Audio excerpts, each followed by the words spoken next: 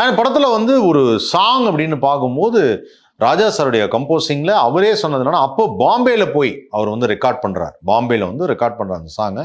லஹரி அவங்க அங்கே வந்து ஒரு போய் ரெக்கார்ட் பண்ணுறாரு. ரெக்கார்ட் பண்ணும்போது அந்த தளபதியில் வந்து பார்த்தீங்கன்னா பாம்பே ரெக்கார்டிங் தேட்டரில் கேட்குறாங்கன்னா, இது என்ன சார் கம்போசிங் அப்படிங்கிறாங்க. அதுவும் அவர் சொன்னார், என் லைஃப்லேயே நான் வந்து ஒரு நாள் முழுக்க எடுத்துக்கிட்டது அப்படின்னு பார்த்தா, ரொம்ப நேரம் எடுத்துக்கிட்டு கம்போஸ் பண்ணது அப்படின்னா இந்த சுந்தரி கண்ணால் ஒரு செய்தி அப்படிங்கிற பாட்டு தான். இப்போ வரைக்கும் அது பயங்கர ஃபேமஸ்.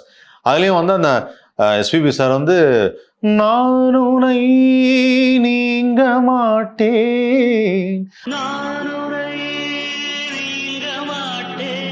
அப்படின்னோடனே இன்ன வரைக்கும் ஸ்டேஜில் பாடும்போது ஒரு வேரியேஷன், அதுக்கு எஸ்பிபிக்கு படுற சந்தோஷமாக இருக்கட்டும், ஆடியன்ஸை கொடுக்குற விசிலாக இருக்கட்டும், கிளாப்ஸாக இருக்கட்டும், இப்போவும் அது பயங்கரமான வரவேற்பு. அதே மாதிரி அந்த சாங்கில் காட்டுக்குயில் மனசுக்குள்ளன்னா ஃப்ரெண்ட்ஷிப் அப்படின்னாவே ஒரே சாங் தான் சார், காட்டுக்குயில் மனசுக்குள்ள.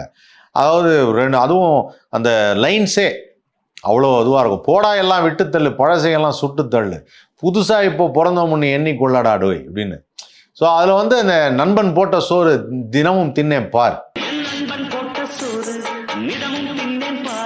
அந்த லைன்லாம் கேட்குறப்ப இப்போ வரைக்கும் இல்லை எல்லாரும் இல்லை சார் அந்த ஃப்ரெண்ட்ஷிப் சாங் பாடுங்க சார் அப்படின்னா அது காட்டுக்குயில் மனசுக்குள்ள. ஸோ இப்படி அந்த படத்தில் வந்து பாட்டும் சரி, கேமராவும் சரி, திரைக்கதையும் சரி, ஆக்டர்ஸும் சரி, ஒவ்வொருத்தரும் அவங்கவுங்க ஒரு ஸ்பெஷல் பர்ஃபார்மன்ஸ்.